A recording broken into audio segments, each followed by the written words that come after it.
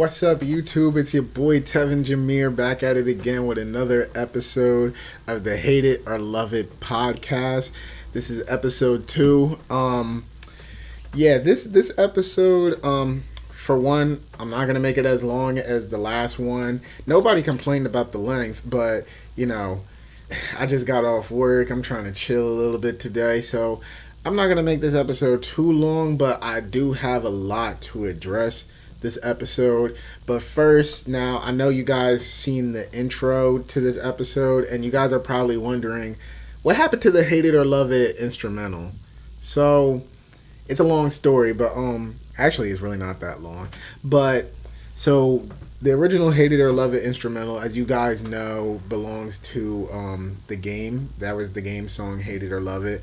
So when I thought of the idea of this podcast and I came up with the name Hate It or Love It, I was like, it would be pretty cool to have that song as the theme song. Like I said in the last episode, I didn't make the show with that song in mind. I just came up with the title, and then, I was like, hey, I could use that as the title. As the theme song. So I added it there, but I didn't add the official instrumental. I went onto YouTube and I looked up sample beats. And I was looking at different videos where people sampled the beat, and I saw that most of them got copyrighted, but the one that I used didn't have copyright on the video. So I was like, all right, this isn't copyrighted, I could probably use it. But then as you guys could probably see, as far as my YouTube subscribers, for the first episode on streaming apps, I took out the beat. But on YouTube, I have the intro muted because it did get copyrighted. So I'm like, all right, if it's going to be copyrighted, I'll be damned if Game or 50 or anybody gets paid off of my podcast.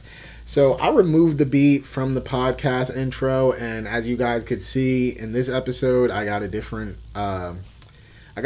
beat for the intro. So for now on, that beat will be the intro beat, and I made sure this was a copyright-free beat. The producer of the beat, he just said the only thing that he asks when people use it is that they credit him in the description. So on YouTube, his producer name will be in the description. As far as streaming services, it's going to be kind of hard to copy and paste that literally all the time, but hey, if I have it there, I have it there. But as far as YouTube, bro, you're getting your credit. So I also wanted to touch on, the reception that I got for the first episode. For the first episode, a lot of people liked it. Haven't really heard any criticism, so I guess, for the most part, people is enjoying the podcast. So everybody that's been checking it out, I thank you guys for checking it out. My boy Josh, my boy Joe, all my friends seem to have checked it out, so I appreciate you guys. My mom is on vacation, and apparently she watched it, so thank you, Mom. Even people on Instagram that I haven't talked to in years, like this one girl, Casey, that I went to high school with, haven't talked to her since high school, and she even hit me up and said that she would check it out. So, Casey, if you did check it out, thank you.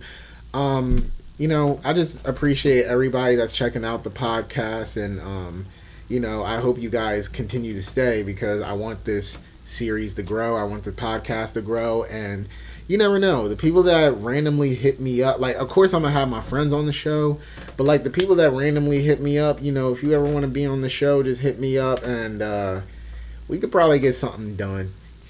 So, a few of the things that I want to talk about this episode. I want to tell, not completely, but I want to talk about the concept of jealousy, because something recently happened to me where it could, a lot of people are speculating that it's because the person I have issues with is probably jealous of me. Another thing I want to touch on is dating. We're going to touch on Monkeypox. We're going to touch on Vabbing, that little TikTok trend that's been going on. The pink sauce, we will be talking about that. We'll be talking about Will Smith, and then we got a few entertainment stuff to get to. So let's get to the first topic, man, and that is, like I said, jealousy. So in the past week, where, in between filming the last episode and filming this episode, something happened to me where I have issues with somebody. Well, really, I don't have issues. It seems like they have issues with me. Like I told y'all in the last episode, I just stay out the way, and it seems like people always wind up having like problems with me or something. So I just stay out the way, and just seems like this person just has a lot of animosity towards me, a lot of, problems with me. And I'm not going to say no names. I mean, unless it goes there, then I'm going to say names. But it seems like this person got a lot of animosity towards me, when really I just be chilling, doing my thing. And, I just find it weird. Like, basically, I want to talk about this because I don't understand the concept of being jealous of someone. I've never been a jealous type of person. And I think the reason I've never been a jealous type of person is because, growing up, and I'm not going to say who, used to say this to me a lot, but somebody, growing up always used to tell me, why don't you be like this person? Why don't you be more like that person? This person is like this. Tevin, why can't you be like that? Like, my whole life, I kind of been compared to a lot of other people. So me being constantly compared to other people when, I'm always just being me, it kind of stops me from being jealous of other people, because I like the way that I am. Like, this person may be like this, but, I got this trait that they don't have. Or this person has this, and I may have it too, but I don't care to copy what that other person did. Or like, even nowadays when people be like, oh, this person is doing this, or this person got this job, this person with, this girl or whatever, I don't feel jealous, because one quote, I mean, besides the fact that I've always been compared to other people my whole life, one quote that forever sticks in my mind is probably like top 5, one of my favorite quotes. Comparison is the thief of joy. And ever since I heard that quote, that quote has always been in my head. Comparison is the thief of joy. And it's so true, because you're over there focusing on what another person got going on in their life, and you're focusing on, oh, this person got that, but why don't I have it? Truth be told, it's just not your time yet. And that's kind of the philosophy that I live by when I look at other people's success. It's like, good for you. And I'm not going to try to do what you did. I'm not going to try to, outshine you. I'm going to just keep doing me. And when my time comes, it's going to come. It's almost like, with this YouTube stuff that I've been doing. Like, I've been doing YouTube videos, and a lot of people might not know this. I've been doing YouTube videos since I was in 6th grade. Since I think I was like 11 or 12 years old. I've been doing YouTube videos since then, and I've had multiple channels, and I had multiple videos. A lot of videos had success. Some videos had no success. But my thing is, I see other people that I graduated high school with making YouTube videos, and I see other people my age group doing successful things, and not one bit of me is jealous, because at the end of the day, I know my talents, I know what I do, and I'm going to keep being me, and I know that me being me and the work that I do, eventually I'm going to get up there. So it's not about why this person, it's like, why this person got it but I don't. It's really just about, everybody has their time, and your time hasn't come yet, but it is going to come. And specifically with this person, a lot of people are saying that it might be jealousy because of the things that I'm doing with my life. But my thing is, don't be jealous of me, because literally you have the same tools that I had. It just, I took advantage of it and you didn't. So if we're both dealt the same hand, and I'm just taking advantage of what I got, but the other person isn't, then I mean, you can't be jealous, because if you've been dealt the same hands, you just need to deal with that how you deal with it. If you guys get what I'm saying, like if we're both in the same predicament, but I choose to do something different than you did, and you had the potential but you chose not to take it, then that's not my fault. So you can't get mad at me. You can't put your anger out on me, or however you feel. You can't put it out on me, because at the end of the day, I'm just doing what I got to do. You do you. And eventually, like I said, you got the same predicament. You got the same hand that you were dealt with. So it's not like you can't do it, because if I'm doing it, you could do it. Shoot, you could probably do it better than me, but you over here wasting your time being mad at me doing it. But yeah, like I said, y'all don't fully know what I'm talking about, because I won't say who it is, but just take this as a lesson. Take this part of the video or the podcast as a lesson. Do not be jealous of someone else, especially when you've been dealt the same hands, because if you're deciding to waste your talent and someone else is, taking advantage of theirs, then don't hate on them. Just, put yourself to work. And also don't be jealous of other people, because maybe it's not your time yet. Maybe there's something that's holding you back from getting there, and you just need to work that out with yourself. Don't sit there and get mad at somebody else. Don't take it out on someone else. You got to do you, and eventually your time is going to come. And I believe that even if your time doesn't come with one thing, like maybe you want to be a rapper or something like that, and you've been rapping for years and it's just not paying off. Maybe that's not the main thing you need to be working on. Maybe you're meant to be something else, but rap is kind of the thing you're doing right now. And it's not like you can't continue to rap, but it's like, if one thing's not working, try out other things, and you never know. You might wind up liking something else more than what you felt like you were destined to do. So, at the end of the day, don't be jealous of people, because at the end of the day, comparison is the thief of joy. And if you live your life being jealous of other people and wishing you had what they had, you're gonna live a very miserable life. Like my friends, you could say some of my friends are more successful than me, but I don't feel any ounce of jealousy for them. I'm actually happy for them. So, if anybody's doing better than me, hey, I'm happy for you, bruh. And I'm gonna just keep doing me. I do music. I'm trying to do my film stuff. I'm doing, YouTube, this podcast. I'm working on me every day. So if you got success going on, hey, salute to you. I'm gonna keep doing me. So the next topic is, like I said, I want to touch on dating. Yeah, y'all, I think I'm done. I think I'm done dating for a while. And I always tell my friends this, but I never follow through. And the reason I never follow through is, I'm not gonna lie, there's just too many girls that I'd be attracted to, especially on my Instagram. To be honest, I'm not the best person with dating history or anything at all. And matter of fact, I did post something on my story recently where I was calling out, how women always generalize men, and they be like, oh, men ain't shit, men ain't this, men is horrible. And in my post, I was just saying that when it comes to women, we could also say that women ain't shit, just like how men say, or just like how women say men ain't shit.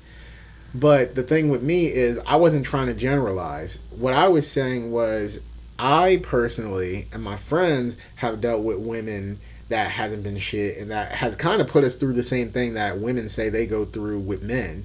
So I was just simply saying that the women that I was messing with wasn't shit. But one of my friends, who's a female, and if she does listen to my podcast and she knows who she is, she tried to say that I was generalizing women, when I was saying no. I was saying specifically the women that I messed with wasn't shit. But with all the experiences that me and my friends and other people I know that dealt with toxic women has been through, I'm just saying that we could say the same thing as y'all. But I'm just saying that personally, I dealt with bad women.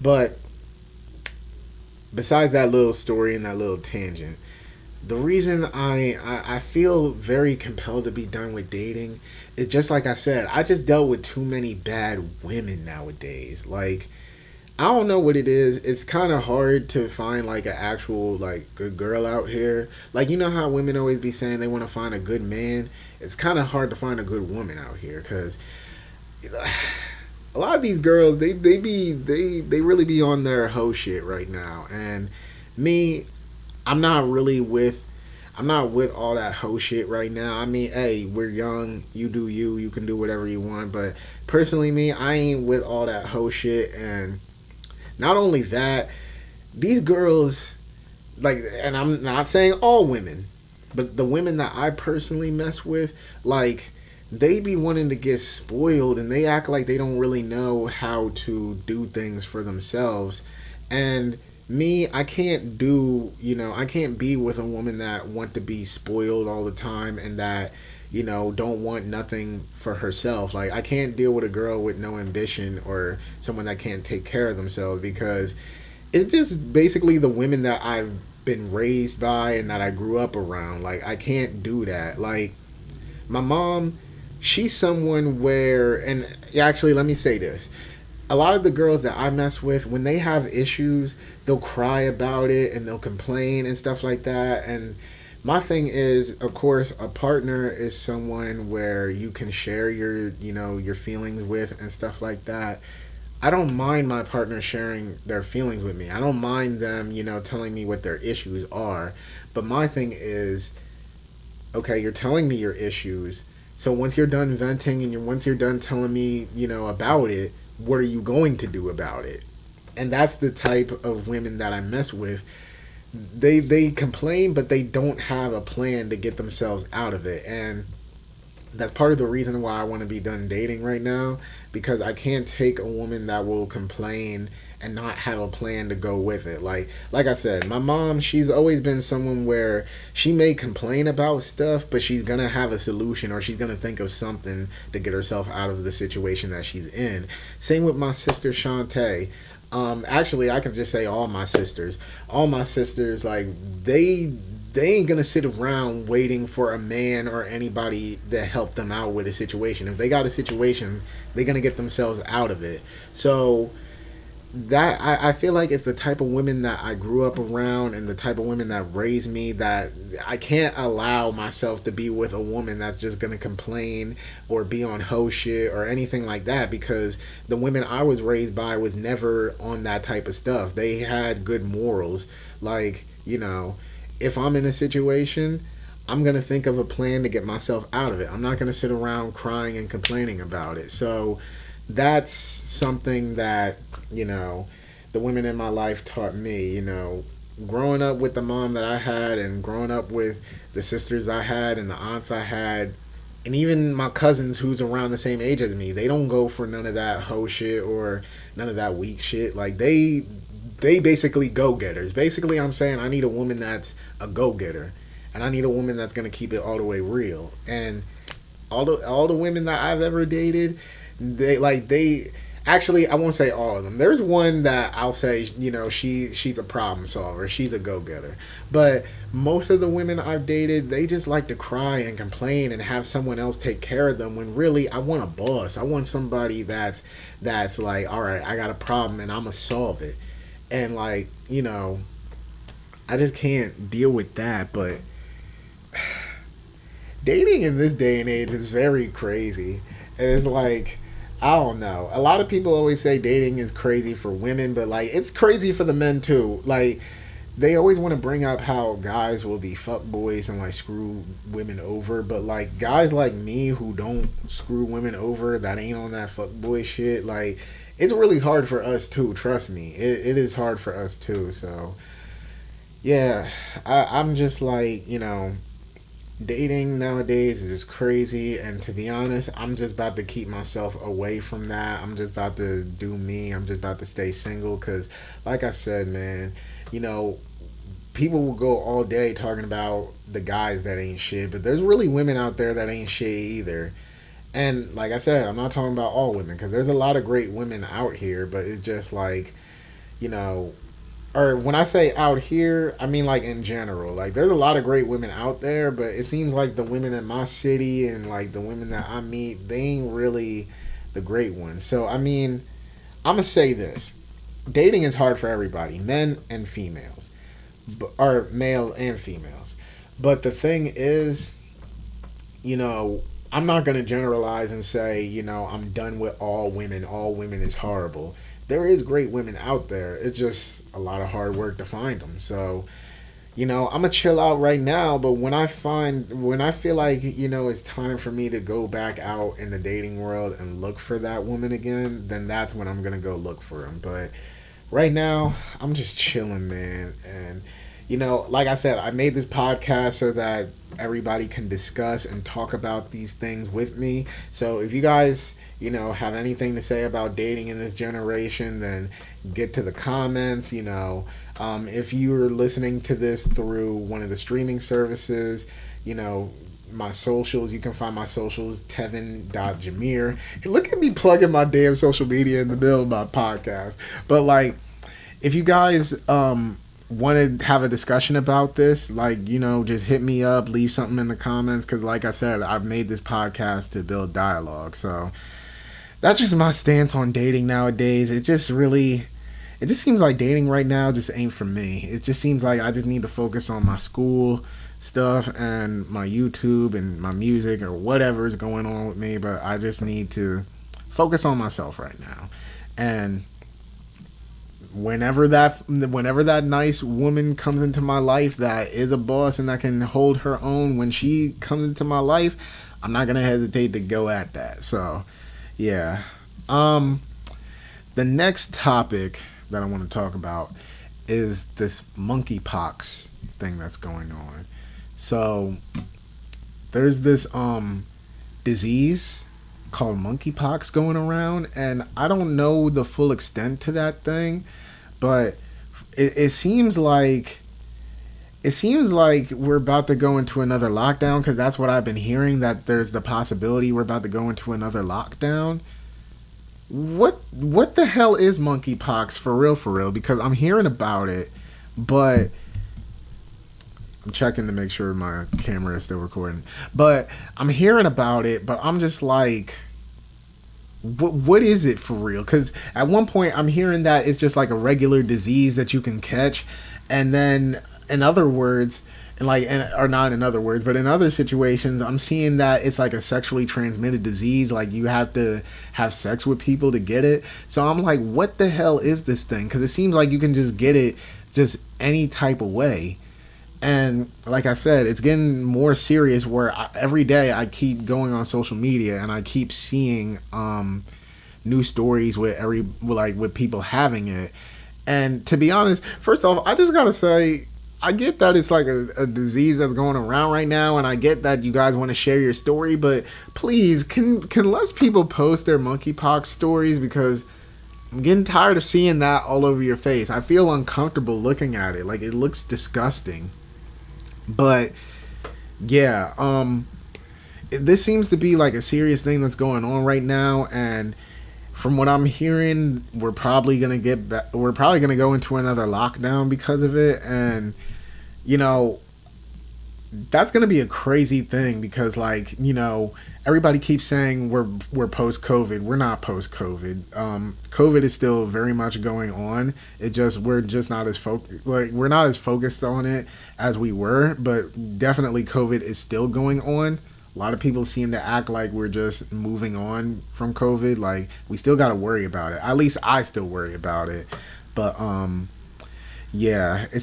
people are saying that we're gonna go back into another lockdown, and I don't know, man. I don't know if I could do another one. The last lockdown was horrible for me. I don't know if I can do another one. To be honest, the last lockdown wasn't even really a lockdown for me, for real, because I work at Walmart. So, while everybody else is staying home, we're still working. So as far as the work front, lockdown was not really much different for me. But the thing that would be different is definitely going to malls, going to the movies. Like, I'm not gonna lie, I would be bored as hell if we went back into another lockdown, because the last one was already tough because one of my main things I like to do is really hang out with my friends and do things with my family and stuff like that. But if we get into another lockdown, that's about to be ass, because like I'm not trying to sit at home literally doing nothing. And also school is going to be hard again too, because the last lockdown, oh my god, school was hard with Zoom and all that. I don't want to go back to that. See, I'm someone, a lot of people like doing classes from home and stuff like that. That's not me. I like in person. Like, I feel like I learn better in person, and I just can't do school online. Like, I can't do that. I can't stand doing that. So if we do go into another lockdown, that is going to be hell. Like I said, I don't know the full details with this monkeypox thing, but I really hope like we really I really hope we find a way to get this under control, because I really don't want to go through, what we went through years ago when COVID first came out. And I just really want to know what is the background of this thing, because it just seemed to have come out of nowhere. And I'm hearing so many conflicting reports, especially like I said, like some reports say that you can get it normally. Some reports say that you get it sexually. So I don't know. Really, that's the weird thing about monkeypox. It's like this is a thing that seems to be spreading with a lot of people, but it seems like for the most part we don't really know a lot of a lot of stuff about it. We don't know like concrete facts about it. So, all I'm gonna say is, right now it seems like things is going crazy with all these millions different diseases and COVID variants and stuff like that. So, when you're out, be careful. Stay protected, do the normal procedures. Just stay protected. Stay away from people that you might not know like that. And if you are gonna go into crowded spaces, like just know what you're getting into, know the risk you're taking. Cause me, like, I'm not gonna sit here and act like I'm a saint. Like I don't go to clubs and hang out around a lot of people, but at least when I go, I kind of know what I'm getting myself into. And if I was to catch something, then I'm not going to blame it on anybody else. I'm just going to say, hey, I went out there, I did what I did, and hey, I got it. So, yeah. So, as far as monkeypox, everybody please stay safe, because I know I don't want to go back into another lockdown. I know y'all don't want to go into another lockdown. So, yeah, like I said, just stay safe out there. I'm sorry if I keep looking down while talking and everything like that. It's because, like I said last episode, I don't want my camera to shut off in the middle of me recording, because the camera overheats when you record for a long time. Luckily, I think I have a solution. I'm going to buy an Elgato Cam Link, and apparently when you do it like that, then because right now, I got my setup with my laptop and everything right here, but I'm not recording off my laptop. I'm recording off the camera itself. But apparently, with the Elgato Cam Link, you can plug it into your laptop, and it basically turns your camera into a webcam. So when I buy that, because I'm going to buy it pretty soon, when I buy that, basically it's going to be filming on my camera opposed to the camera itself. So hopefully that fixes the issue that I'm having with the camera possibly turning off at any moment when it overheats. So like I said, sorry if I keep looking down. I mean, if you're watching this on YouTube, then you can see me looking down constantly. But if you're listening to it, don't worry about what I'm saying right now. But like, sorry if I keep looking down, but I'm looking down at topics, and I'm also making sure that the camera isn't off. But also, if I'm going through these topics too fast, like I said, this is a new podcast. So if you guys have any comments, hit me up on my socials, leave comments in the YouTube comment section. Just let me know if I'm going through topics too fast. And because, this is a new podcast. If you guys feel like there's any improvements I need to make, just let me know. So the next topic, vabbing. Vabbing is this trend I've been seeing on TikTok, and it's a trend that women is doing, where Okay, if I have any family members, especially my nieces or nephews, or like any younger family members, if I got any younger family members watching my podcast right now, then I advise that you guys, skip this topic. Of course, after I go on my rant about about my camera recording, of course it stops recording. But vabbing. Now, like I said, final warning, family members. Anybody that don't want to hear me cursing or anything like that, this is your time to click off. But y'all know how it is. This is my podcast. I made this so I could talk honestly. I made this so I could say my thoughts honestly. So if you guys don't want to hear it, I advise you guys dip now. But basically, vabbing is this trend that's been going on TikTok. And I mean, this trend has been going on for a while now, so y'all probably already know, but I'm just explaining for people that don't know it. Vabbing is this trend on TikTok where, let's just say that women takes their juices and then they rub it on themselves. Basically, they take their pussy water. They take their pussy juice and they rub it all over themselves. And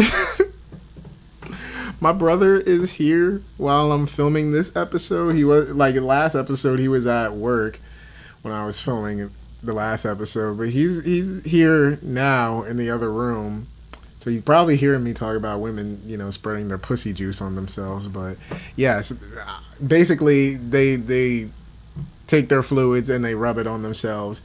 And they say that it's a way to attract men.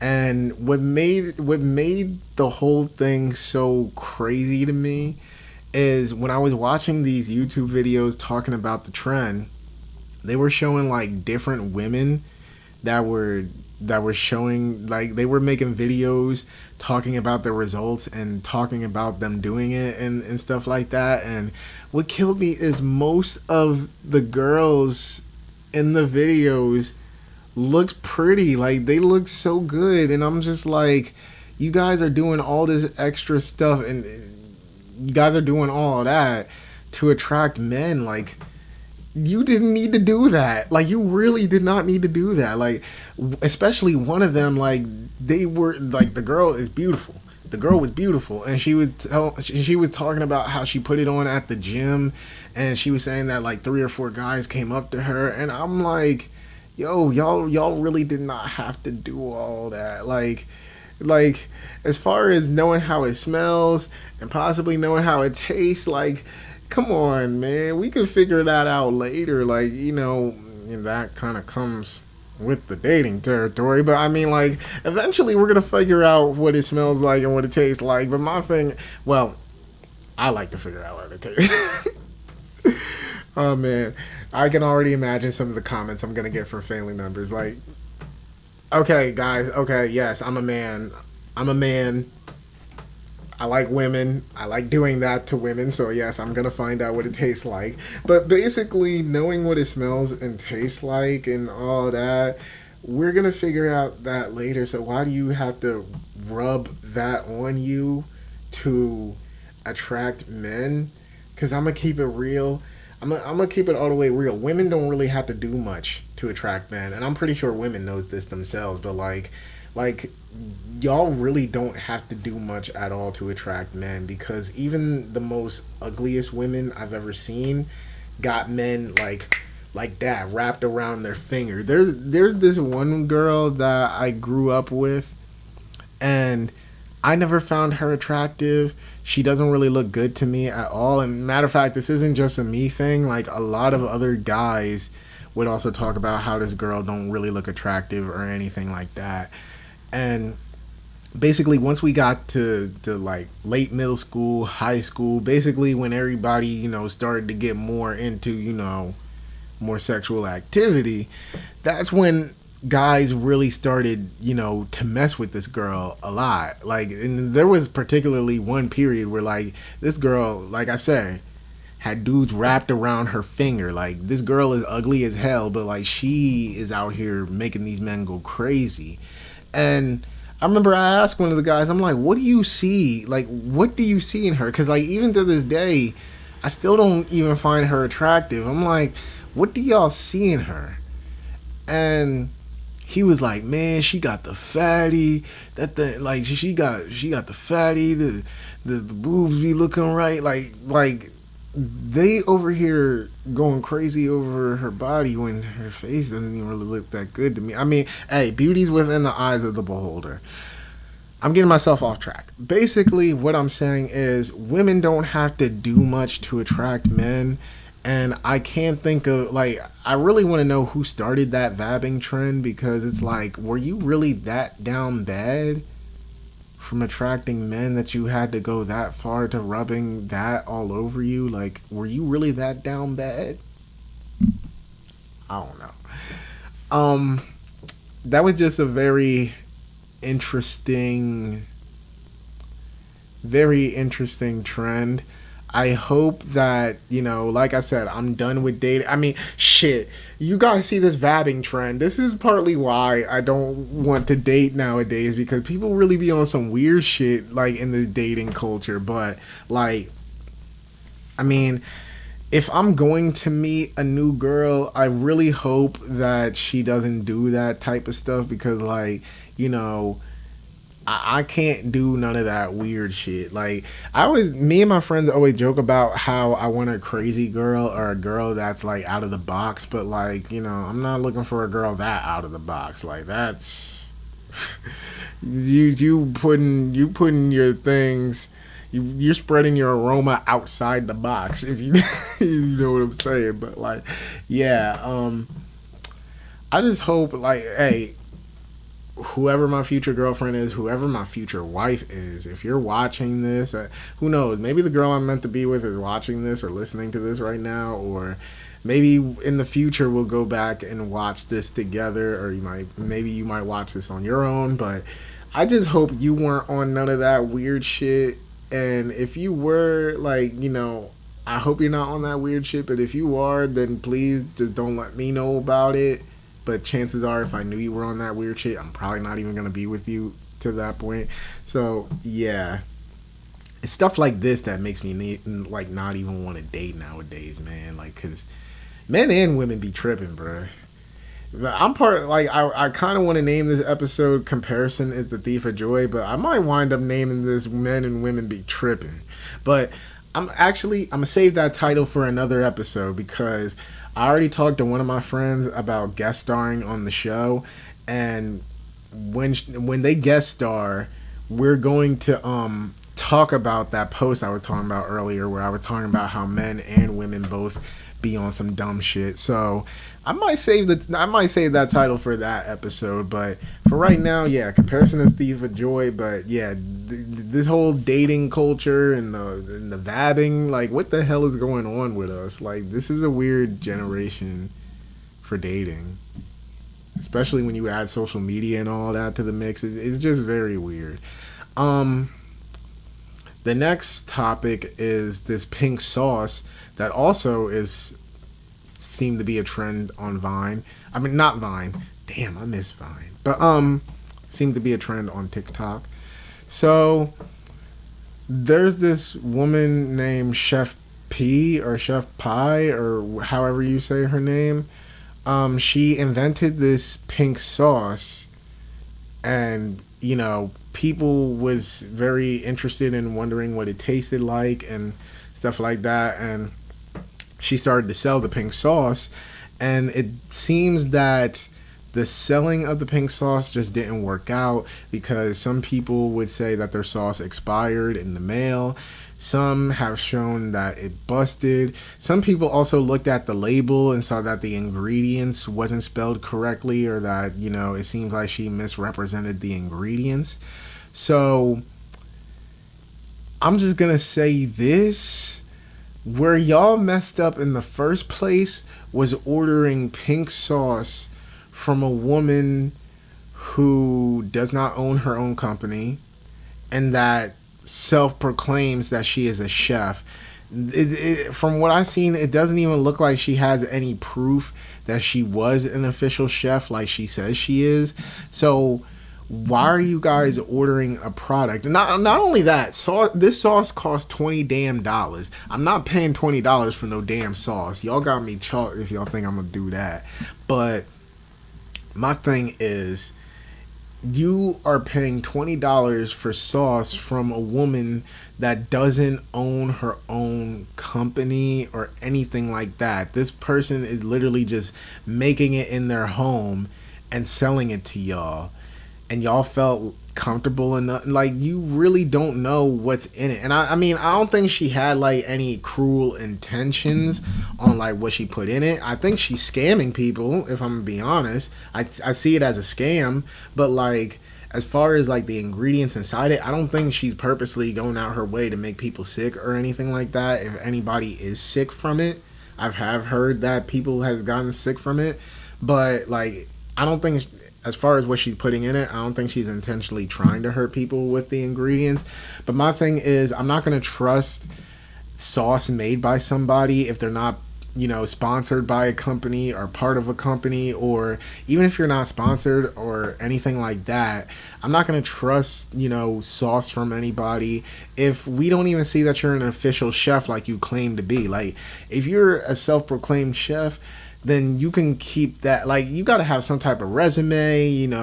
What are artists or rich people or who did you cook for? Like, why did y'all put this much trust in her? Because she made sauce that we never seen before?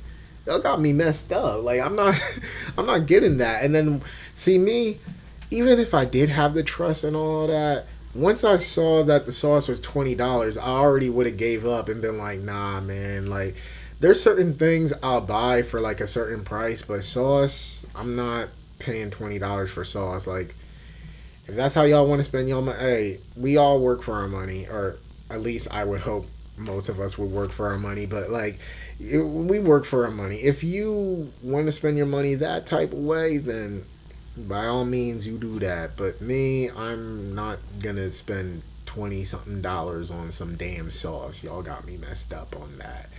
But yeah, I just don't know where people thought this was gonna be a good thing, like buying pink sauce from someone that don't look official at all. Like, I don't see how y'all would have thought that would work out. So I think she should hang it up. I don't think she should be doing this sauce anymore. So I mean, I don't know what she's up to. I don't really go on TikTok like that. I just like to bring these topics to you guys that I see on the internet. So I mean, if she is still doing it, I think she should just hang it up, because it seems like she's getting a lot of complaints for it. And if you guys are buying the pink sauce, then you guys are stupid, if I'm going to be honest. Like, why would you do that? I just don't understand why someone would do that. The one thing I will say, though, is if you're buying this pink sauce, but you were against the COVID vaccine, then you are really dumb as hell. Like, you're really dumb, because now I'm not someone where I'm not going to hang with someone just because, they didn't get the vaccine. Getting the vaccine is your choice.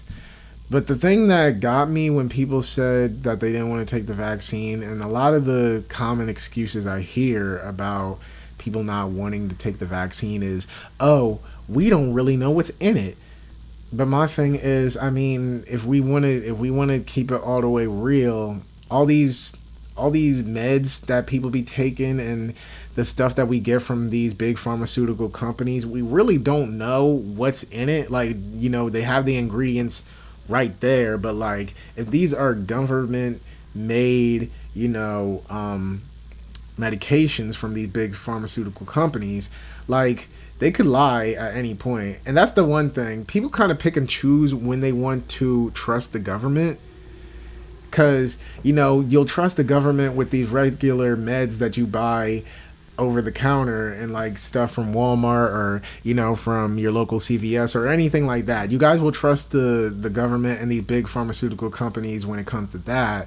But when it comes to the COVID-19 vaccine, that's when you want to question what they're really up to. Like, if you're going to hate on one thing, hate on the other. But I tie this back to the pink sauce because you're buying pink sauce where this isn't no government, this isn't no company, this isn't anything. This is a woman making this in her house where she could literally put anything in it, and you guys are buying it.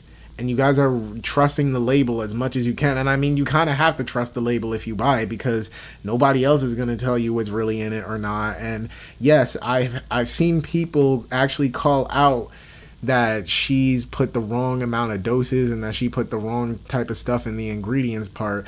So my thing is, you guys are very trusting of someone that's making sauce in their house on their own time, but you guys don't trust a vaccine for a deadly virus. It's like by all means, you don't have to take the virus, but I'm just saying that if anybody bought this sauce but they were skeptical of the virus, you're stupid, because honestly in that situation you should be skeptical of both, because if you're going to say one, you did, and COVID, if you're going to say you don't know what's in it, then you definitely do not know what's in this pink sauce. So I'm just saying, if anybody refused to take the vaccine but they got the sauce, like, you are really so damn stupid. And if something happens to you, I hope you get sick from the sauce, because it's like that is just a stupid mind state to have. Damn, I noticed I keep talking about COVID throughout this episode. Trust me, this is not a COVID episode. I'm not forcing my views on anybody. Take the vaccine if you want to. Don't take it. Either way, I don't really care. I'm just pointing out the inconsistencies that some people have. But yeah, take the virus at your own cost. Next is, and damn, I notice I always say when I'm switching next topics, but here I am saying instead of next is this Will Smith apology. So earlier this week, Will Smith issued another video apology to Chris Rock, and he was saying that when it comes to like talking to Chris, he said that Chris Rock refused to talk about it, like he's just not ready to talk about it right now. I mean, he's making jokes about it when he goes on stage, but I guess he's just not ready to have a real conversation about it. And you know, Will Smith, he was saying that he's basically saying sorry to Chris and his family, and he was saying that that he was so caught up in the moment, that's why he didn't apologize, you know, when he gave his speech or anything like that. If I'm going to be honest, because I didn't have this podcast when the whole situation went down, I honestly feel different degrees on that situation. On the one hand, when it came to Chris Rock, now, if you personally ask me, I don't feel like there's a limit to comedy. I feel like anybody can joke on anything they want. You can kind of spin anything into a joke. So I feel like anything can be joked on, but the thing is, when you make that joke, you better know what you're getting into. So when it comes to Chris Rock, I don't feel like it was a bad thing for him to make fun of her alopecia, Jada's alopecia. And the thing is, when people was reporting it, they were making it sound like alopecia is a deadly disease, but from all the research I've done, it doesn't seem to be deadly at all. So people was acting like he made fun of this woman having cancer or something. Like, you know, if she had cancer, then I can understand the anger. Then I would also be pissed too, because I know people that have died from cancer and stuff like that. So yeah, I can understand that issue. But you know, the whole alopecia thing, and that it's really just a thing about balding, like, it's not a deadly disease, so I don't really think it's out of bounds to be joked on. Now, the one thing I will say with Chris is that even though alopecia is not a deadly disease, you probably should have expected that, you probably should have had it in your mind that Will could probably get pissed off about you telling a joke at his wife's expense. So I will say that for Chris Rock, but I don't think the joke in itself was too bad. And honestly, the joke wasn't even really that funny, to be honest. The whole situation, like Will smacking him after that, made the joke more funnier. because like you slapped him and you lost your cool over a joke that wasn't that funny. But I just don't feel like Chris was in the wrong. I do feel like, before you came up with that joke, you probably should have thought about what the consequences was. Because, like I said, you can joke on anything, but just know that consequences may happen. But I don't think Chris was really in the wrong in this situation.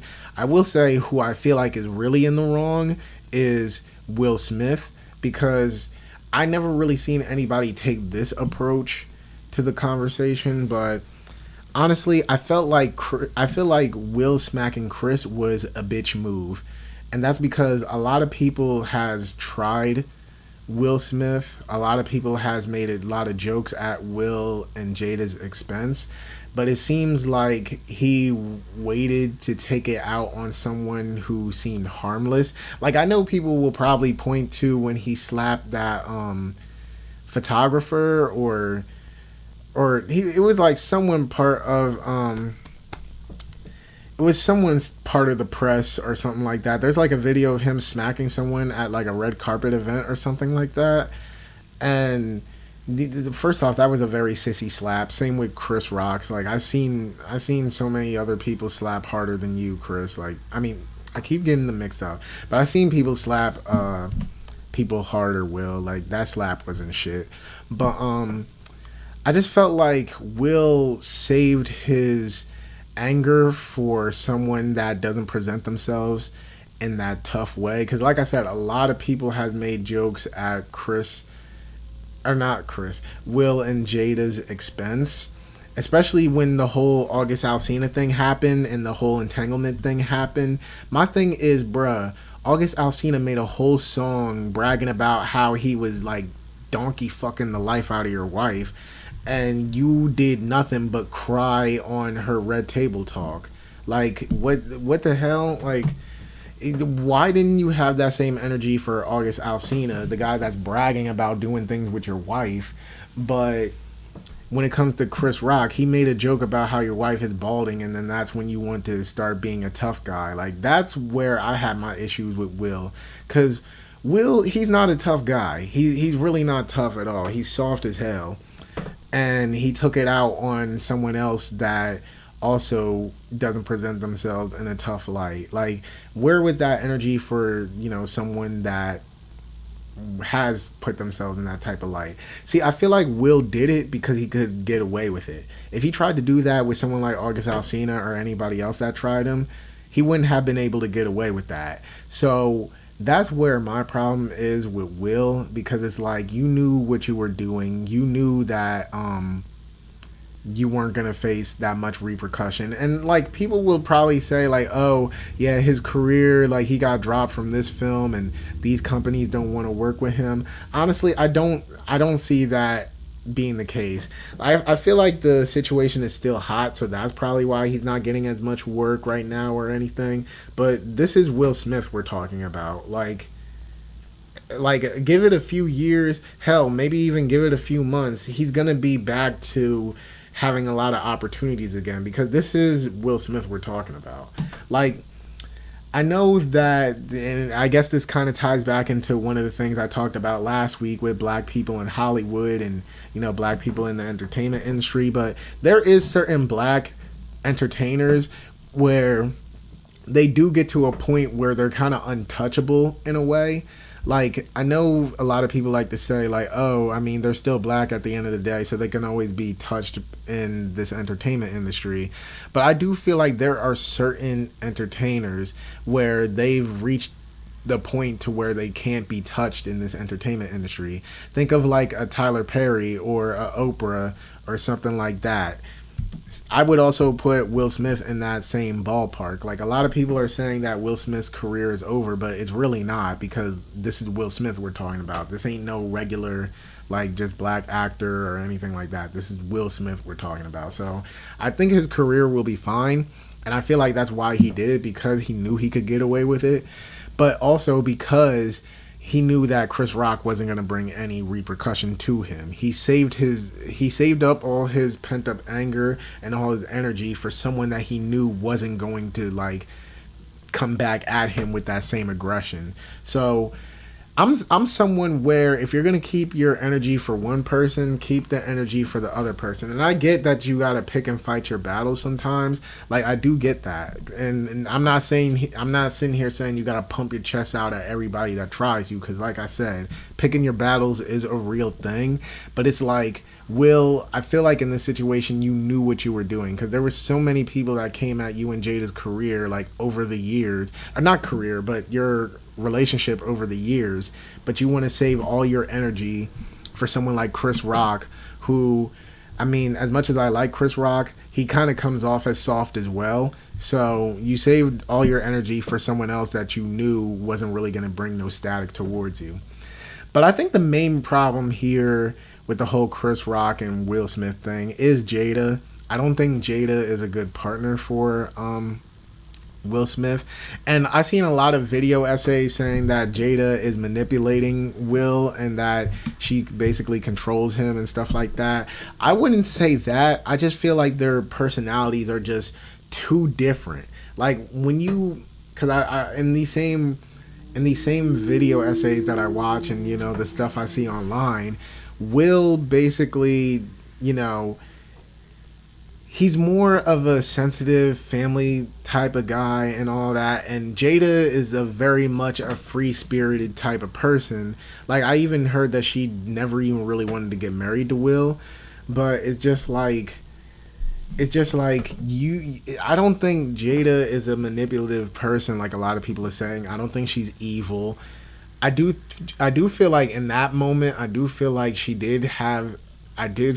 played a big role in why Will smacked Chris. But overall, I don't think she's a manipulative or evil person.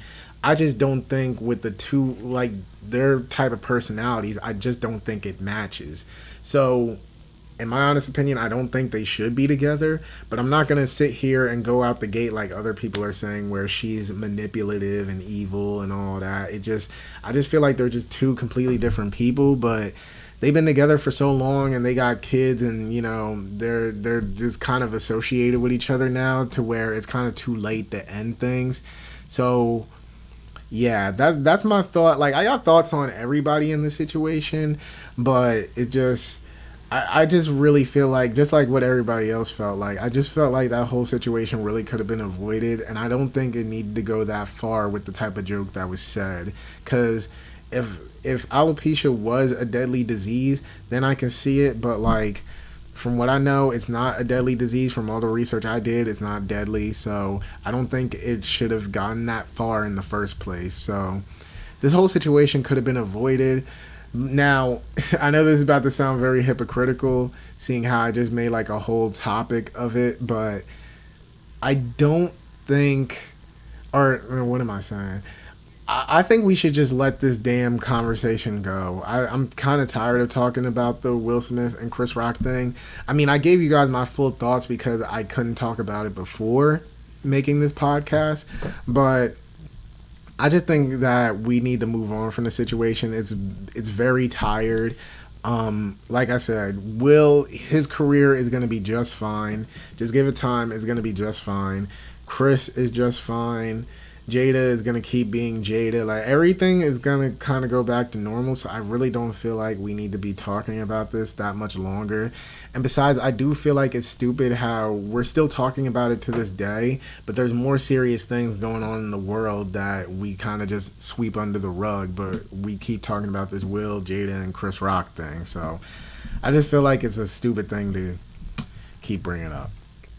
But that's it as far as like, you know, real world topics and stuff like that. The rest of the topics I have for us today is all entertainment stuff. And the first entertainment thing I really want to get into is Power Raising Kanan. Oh boy, yo, I can't wait for that show to come back. So recently we got a trailer for season 2 of Raising Kanan, which I'm so glad is coming back, because out of all the Power spinoffs, that is my favorite spinoff. For all my listeners or viewers that never watched Power before, I advise you, please watch Power. Power is such an amazing show. And the thing that gets me with Power is that, I don't know as of right now, but I know when Game of Thrones was on, Power was the second most popular premium network series. it was just right under Game of Thrones. But it seems like Power don't get as much love because, and I mean, I'm gonna keep it all the way real. I don't think it get as much love in the industry because it's a black series. It's mostly a black series. But that's the thing with Power, though. It got a lot of different actors. Like, it's not just a black series. Like, it has a lot of Hispanic actors. My camera went out and I had to let it cool off. But in between takes, I've actually seen that the legendary NBA player Bill Russell has died. So I do just want to say R.I.P. to him before I continue on with the topic. So just a moment of silence for Bill Russell.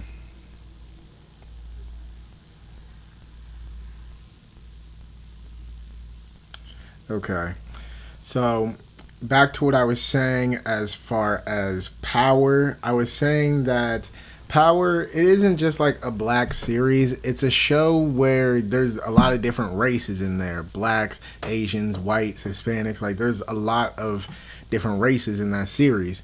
And it's just sad that I feel like Power really gets overlooked because, and I think I said this plenty, I think I've actually said this in the last episode, where other shows, like actors from other shows like Euphoria, like they get a lot of opportunities to show up on like daytime shows and stuff like that, and they get like a lot of awards, especially the Emmy Awards. They released their nomination pretty recently, and a lot of actors and actresses from Euphoria has been nominated for a lot of, you know, awards, but nobody from Power was nominated for anything, especially Patina Miller, who plays Kanan's mom in Raising Kanan, and like she is amazing in that show. So it just feels very wrong to me that she has not, at least her, like if anybody in the Power universe was gonna get nominated for anything, at least her, she didn't get nominated for anything. And I just find that very weird because like for a show like Power, who, now I don't know the numbers right now, I don't know if Euphoria beat Power in terms of popularity, but like Power was still number 2 under Game of Thrones even when Euphoria first premiered. So last time I checked, Power is still more popular than Euphoria. Power is still has more notoriety with fans and, you know, TV watchers than Euphoria, but yet it keeps being overlooked by, you know, daytime shows and award shows and stuff like that. But basically, I hope that with Raising Kanan season 2 and as the Power universe continues, I really hope we do eventually get to a point where Power will start to be recognized because, you know, not even just the original show, but even the spin-offs, like they are amazing series. And I mean, I have my issues with Book 2, but overall, like on a filmmaking standpoint and all that, Book 2 is still a great show. So it's just like the whole Power universe, like we need a mainstream win for this series because the Power universe is such an amazing universe, and like a lot of the series are great, or all of them are great. And what Courtney Kemp has made is something you can never take away from her. She has made a great universe of series that, like, I feel like will go down in history as some of the best TV series. And if it doesn't go down in history as some of the best TV series of all time, then shoot, the original Power and Raising Kanan, from how it's going, they're gonna be up there for me. So I really just hope with Power, Raising Kanan, now that it's on the second season, I hope more people check it out. If you're a fan of mine, then I hope you guys check it out because it's really such a great show, and I feel like more people need to pay attention to it, especially in the industry. But, you know, if the industry isn't going to listen, then, you know, us regular, everyday people need to listen to it. So I really hope you guys check out Power because it really is such an amazing show. The next topic that I have is I promised you guys last week that I would talk about Nope spoilers, and I would talk about my theory on how Jordan Peele's movies are connected. Now, before I get to my theory, I want to say that after I filmed episode 1 of this podcast, I did go see Nope again in theaters, and I will say that, like, Nope, there's a lot of things that I appreciate so much more after seeing it the second time. Like, one of the things I said was, about a character's backstory that I felt like was unnecessary. Like, it adds context, but it's overall unnecessary. And I said that they should have showed the flashback at the beginning instead of like where they did show it in the movie. What I'll say is this: the backstory, I still feel like overall was unnecessary, and I do feel like, yes, it adds context and it does push the message more, but I still don't feel like it was fully needed. But what I will say that I was wrong about was where they placed the flashback at. I was saying at first that I feel like they should have put the flashback at the beginning of the film, but rewatching it and seeing how the flashback flowed into the rest of the events of that chapter, it made a lot of sense why he put the flashback to at that point in the film.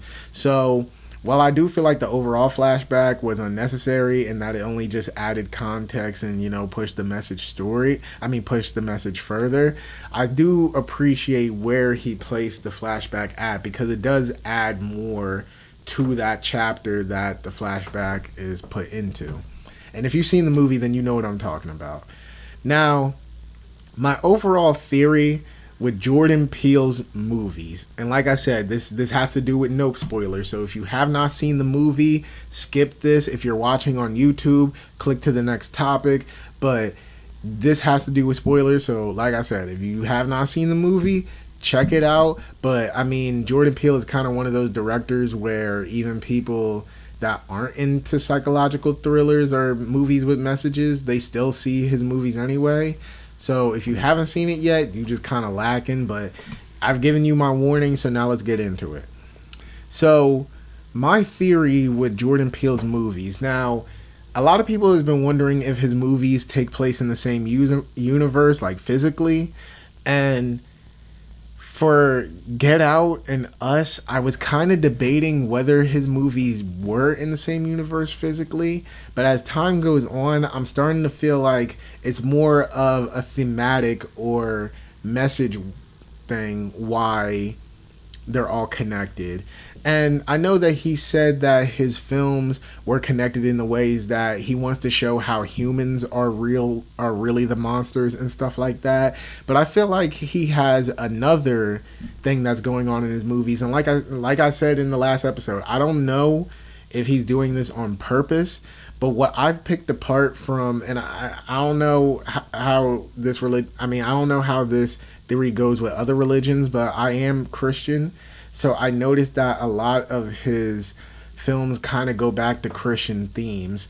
So I feel like my overall theory with Jordan Peele's movies so far, and I feel like my theory will update as his films go on, but as of right now, I feel like the theory kind of has to do with people playing God and people taking control of, or people trying to take control of things that they really shouldn't be. Like, when you watch Get Out, I forget the name of the society, but the society that Chris finds himself in the middle of, where they take their spirits, or not really their spirits, but they transfer their lives into another person's body.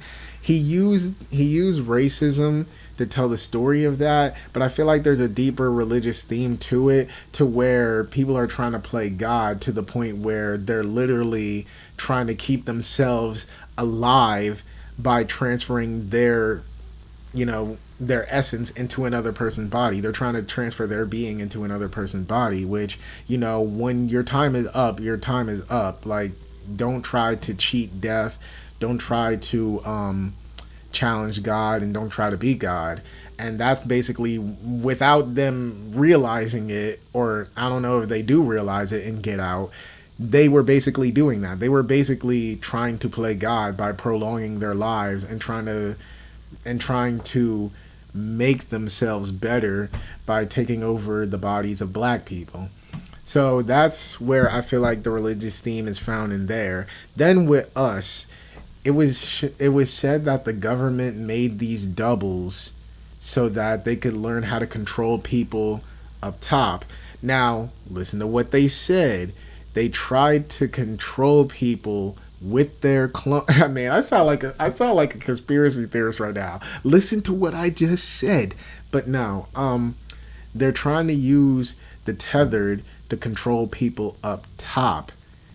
And they said in the movie something like they can control the bodies, but they can't control the soul. And basically, once again, you're trying to play God. You're trying to make doubles of people so that basically you can control their soul. You can control them as people, which that's not what you're supposed to do. So, one movie, Get Out, basically saw people transferring into other people's bodies so they can live longer.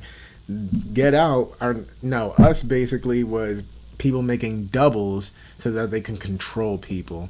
And you never know, if you're making doubles of these people and they seem to be enhanced versions, and the doubles seem to be enhanced versions of the regular person, you never know, maybe that might have been another way that they could prolong their lives. Like, people have said before that they feel like the same group that captured Chris was probably the same group in Us, because they were saying that it was that this was a failed experiment. And I mean, from Get Out, I guess it was somewhat implied that that group had other experiments on how to control people, and basically take control of people. Basically, that they had other failed experiments before. So that's how some people try to connect Get Out and Us. But like I said, I'm trying to connect it more on a thematic religious level. Now, where does Nope fit into this? So Nope Nope is about spectacle. It's about how far people will go for spectacle. And in the movie, you literally see a bunch of people die in order to get the perfect shot or to have that viral moment. Even the two siblings in the movie are essentially risking their lives so that they can make money to keep their ranch. But basically, they're trying to, as they say in the movie, get the Oprah shot. They're trying to go, like, basically they're risking their lives to get that Oprah shot. Not just for the money of saving their ranch, but, for so much more. And to, put their names back on the map, because like it was said in the trailer, their great-great-great-grandfather was the first guy in that horse clip. But it seemed like, people had started to not care about that anymore. So they want to make a name for themselves. They want to make money from getting that Oprah shot of the alien. Now, one thing that I saw on a YouTube video was that if you look at the design of the alien, because when I looked at the alien, I'm like, that basically in the twist of the movie, the alien is the ship. Like, how we always see UFOs as the ships that the aliens is in. In this movie, Jordan Peele basically tells us that maybe the alien is the ship itself. So it's not really a ship, but it's shaped like how we typically see UFOs, but the UFO itself is the creature.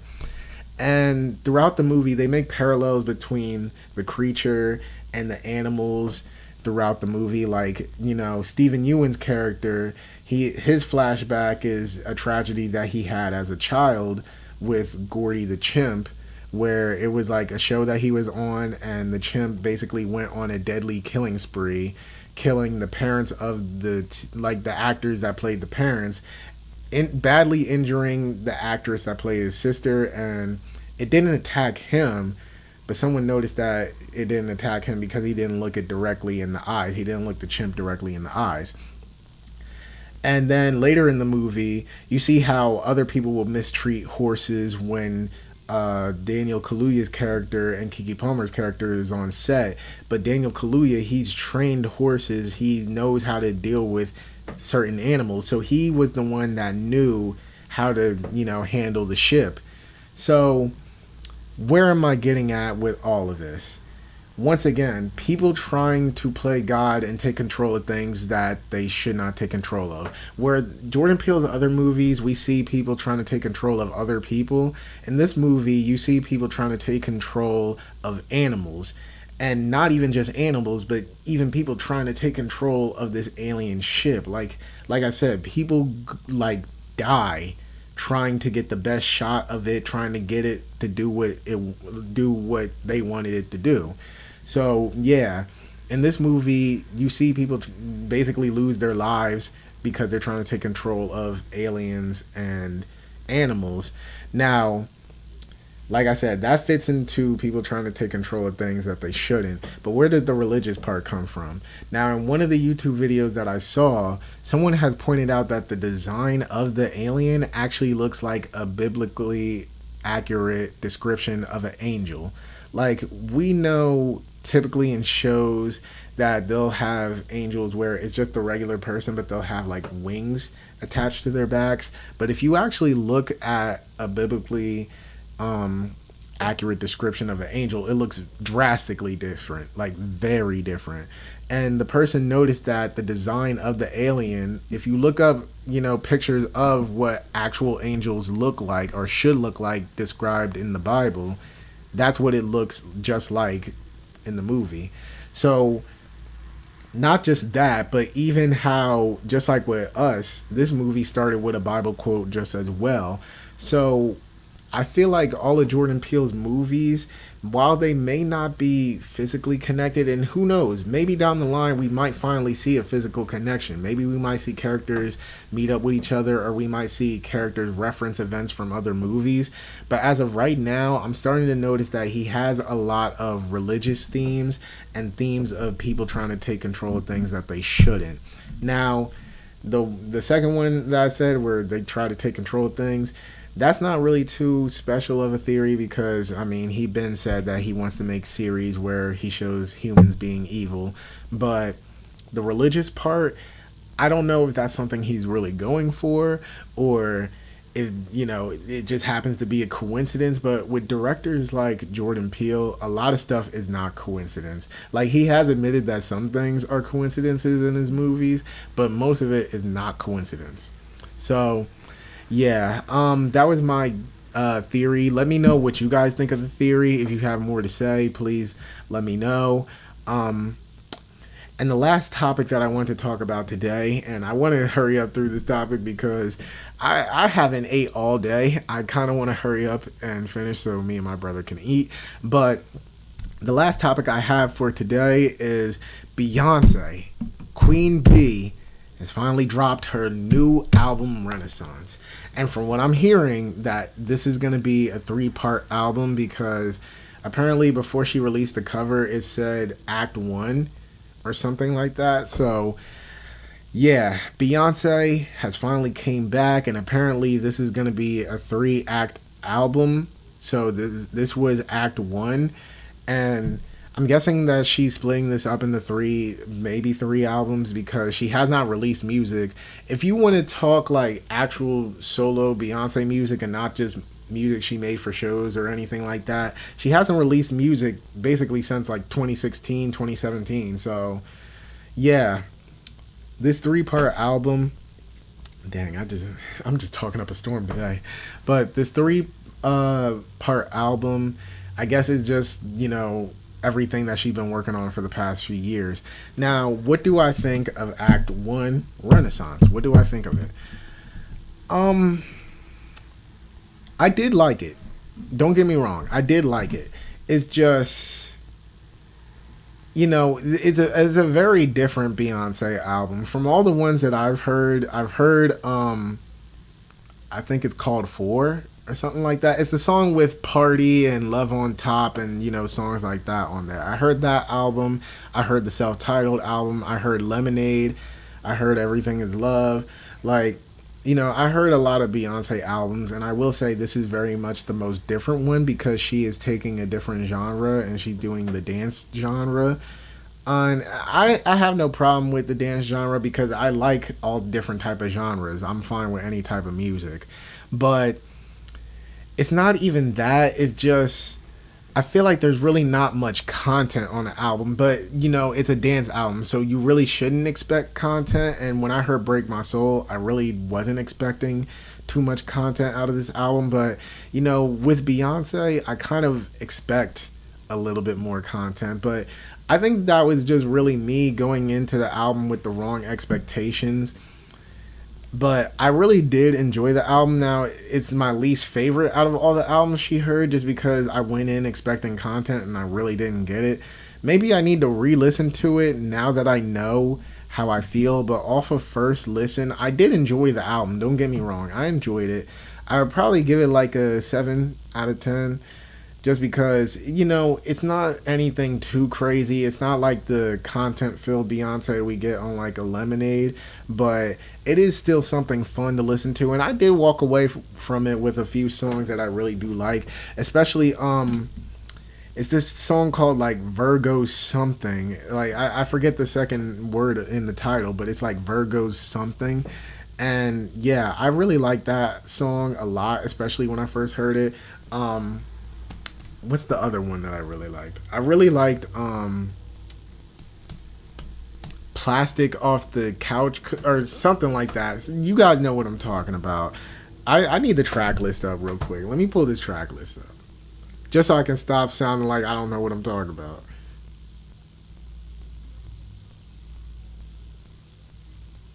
Okay, so a lot of the girls that a lot of the girls, a lot of the songs that I did rock with was I did like Cuff It. Energy was good. Break My Soul is amazing. I love that song since I first heard it when she dropped it as a single. Church Girl was good. Plastic Off the Sofa was good. Virgo's Groove is probably I accidentally pressed play on one of them. Virgo's Groove is probably my favorite song on the album, not just because I am a Virgo myself, but it just actually sounded the best to me. I mean, besides Break My Soul, because Break My Soul, in my opinion, that's like a top 10 Beyonce record. That song is amazing.